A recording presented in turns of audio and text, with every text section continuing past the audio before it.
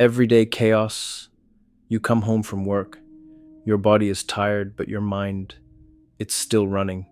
You try to sit down, maybe scroll on your phone for a bit, or just breathe for a second. But the moment you stop, your thoughts start again, fast, loud, unstoppable. They talk about what you said earlier, what you should have said, what you have to do tomorrow, and what you forgot to do yesterday. Have you ever felt that no matter how much you do in a day, your mind keeps whispering that it's not enough, that there's always something left undone, something to fix, something to worry about?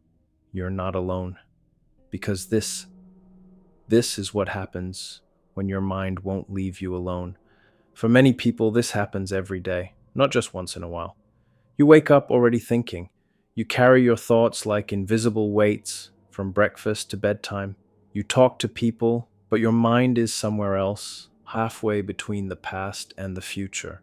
And when you finally lie down at night, your body might rest, but your brain doesn't know how to switch off. It's not that you're weak or lazy or overdramatic. It's that your mind has learned to live in survival mode, constantly checking, analyzing, replaying, because somewhere deep inside, it believes that if it can just think enough, it can finally feel safe. But that's not safety, that's exhaustion. And the worst part, most people don't even realize it's happening. They think they're just tired or stressed or not focused enough, when in reality they're living with a brain that never gets to rest. Maybe that's you.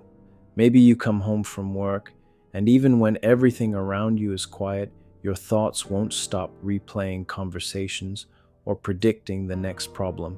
And deep down, you just wish your mind would be quiet for 5 minutes. Not empty, just quiet. What if I told you there's a reason your mind does this? And what if I also told you that there are ways to calm it, not by fighting your thoughts, but by understanding them? Let's talk about that. Why it happens. Your mind is not trying to hurt you, it's trying to protect you. Even when it feels like your thoughts are attacking you, what's really happening is that your brain is trying to keep you safe from danger. But here's the problem. Your brain can't tell the difference between a real threat and a mental one. It reacts to worry the same way it reacts to danger. So when you walk through your day, juggling deadlines, messages, emotions, and responsibilities, your brain collects all that pressure like small warning lights on a dashboard. And when the lights stay on for too long, your brain assumes something must be wrong. So it starts thinking and thinking and thinking, because that's what it knows how to do. It believes that if it just keeps processing every scenario, replaying every moment, maybe it can finally fix the feeling of unease. But instead of solving it, it creates more noise. Because your mind isn't built to find peace through control. It's built to find peace through presence. When your thoughts start racing, what's really happening is that your body and your mind are out of sync. Your mind is stuck in the future, trying to predict. Your body is in the present, just wanting to rest. And that tension between the two becomes the storm we call overthinking. Think about it. When was the last time you truly did nothing without guilt? No phone, no background noise, just silence. For many people, that's not rest, it's discomfort. Because silence leaves space for thoughts we don't want to hear. That's why your mind fills every quiet moment with more noise.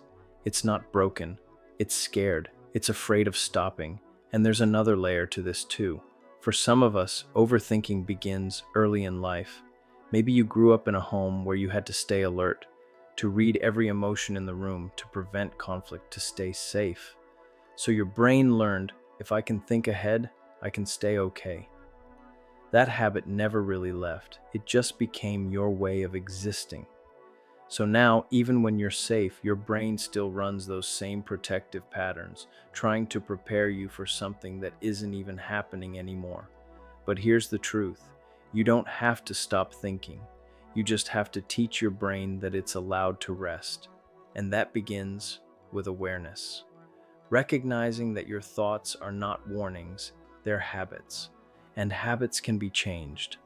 In a moment, I'll share some simple ways to help your mind find quiet again, not through force, but through gentle redirection.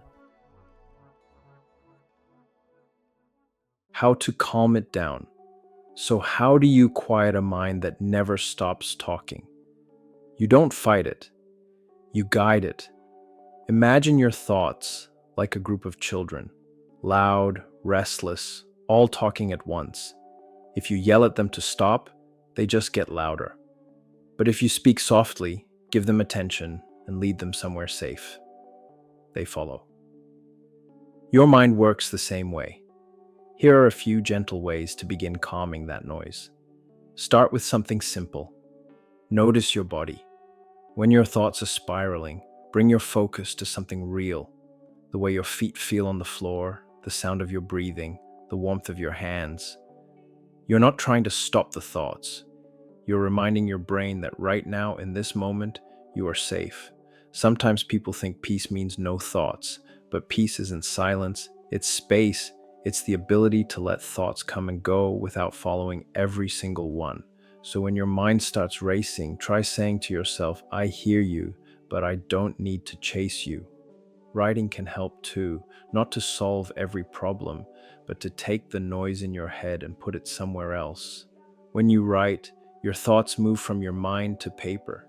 It's like opening a window in a room that's been closed for too long. Suddenly, there's air again. Movement can also reset the mind. A slow walk, gentle stretching, even washing dishes, while paying attention to how the water feels. Every moment of grounding tells your nervous system, there's no danger right now. You can rest. And remember, you don't have to fix everything today. Healing a busy mind isn't about becoming perfectly calm. It's about learning to catch yourself when you drift and gently bringing yourself back. Some people find calm through breathing exercises, others through creative work, music, or nature. There's no single way, only your way. The key is curiosity, not control. Ask yourself, what makes me feel safe in my own body? What helps me breathe a little easier? Those answers are your map. If your mind feels heavy, if you're tired of fighting your own thoughts, please remember this. You are not broken. You are human. Your mind has simply been working too hard for too long, trying to protect you, trying to figure everything out. It just forgot how to rest. But rest isn't gone. It's waiting for you, in small moments of awareness, in deep breaths, in kindness toward yourself. So tonight, when your mind starts to wander again, try whispering to yourself, it's okay. I don't need to think about that right now. And then come back to the sound of your breath, to the feeling of being here, to the truth that you're allowed to rest. Because peace of mind doesn't mean silence, it means safety. And that's something you can build, one gentle thought at a time.